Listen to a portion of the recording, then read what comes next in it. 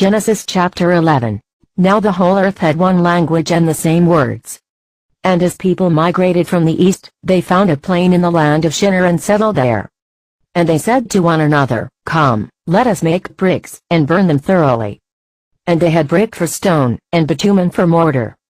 Then they said, Come, let us build ourselves a city and a tower with its top in the heavens, and let us make a name for ourselves, lest we be dispersed over the face of the whole earth.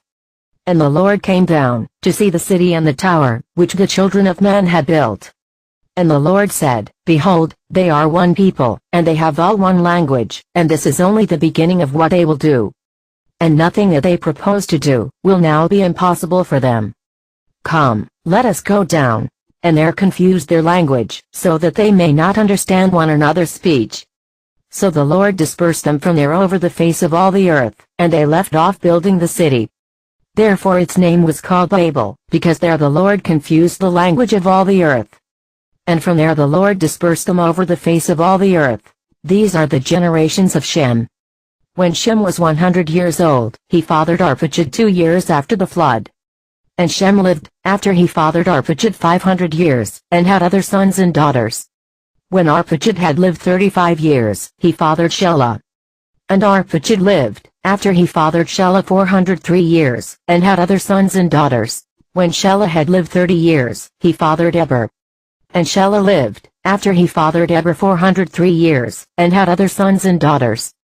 When Eber had lived 34 years, he fathered Peleg. And Eber lived, after he fathered Peleg 430 years, and had other sons and daughters. When Peleg had lived 30 years, he fathered Reu. And Peleg lived, after he fathered Reu 209 years, and had other sons and daughters. When Reu had lived 32 years, he fathered Serug. And Reu lived, after he fathered Serug 207 years, and had other sons and daughters. When Serug had lived 30 years, he fathered Nahor.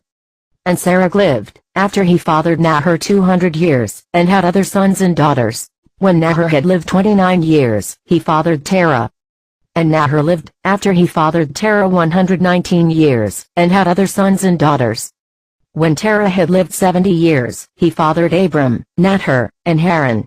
Now these are the generations of Terah. Terah fathered Abram, Nahor, and Haran fathered Lot.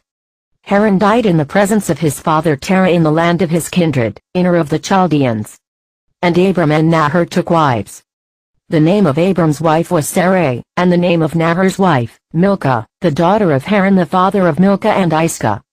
Now Sarai was barren, she had no child. Terah took Abram his son and Lot the son of Haran, his grandson, and Sarai his daughter-in-law, his son Abram's wife, and they went forth together from Ur of the Chaldeans, to go into the land of Canaan, but when they came to Haran, they settled there. The days of Terah were 205 years, and Terah died in Haran.